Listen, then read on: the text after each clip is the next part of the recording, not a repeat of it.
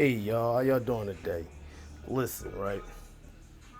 There's no videos out here to tell you how to fix a 2011 Cadillac SRX seat that's stuck in recline mode.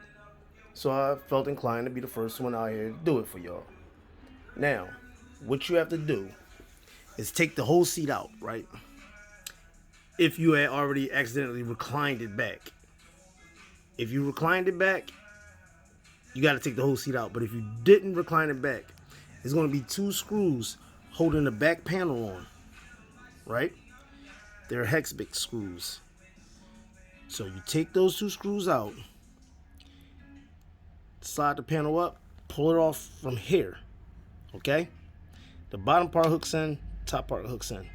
But it's going to be two sliding clips right here that you got to pop one off and then pop the other one off. So it's best to use a plastic pry tool so you don't do no damage. And like, I ain't do no damage, but you know, just letting y'all know. Now, if someone tells you that it's one of these motors up here, it won't be this motor, because that's the first motor a mechanic going to tell you. Won't be this motor. That's the motor that goes back and forth. That motor raises underneath your legs. And this motor right here, it raises the seat front and back. But this motor is the one that slides you front and back. Now, the motor you would wish to jump to see if it's your motor or your switch is down in there. See how I got the cords going down the side of there? So I was actually able to make my seat go back and recline forward. Well, decline forward, you know, because it's reclining backwards.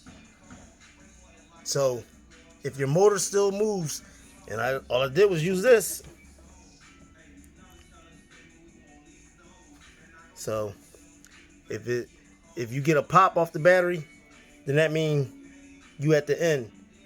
That means just take the battery, switch it around, leave your cords just like that, switch it around, and tap the battery again. Now what happens is the seat will lift up forward. So do not go get a motor replacement, which is going to cost you a lot of money to do and get done. Man, they want, when I researched, it was like $1,200 to fix this.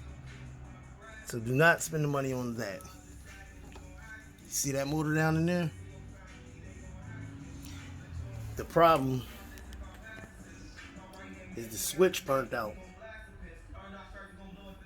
And that's a much cheaper fix. The switch is like 30, 40 bucks. Now each one of these motors, you be bought this motor, which controls the lumbar. Don't get it.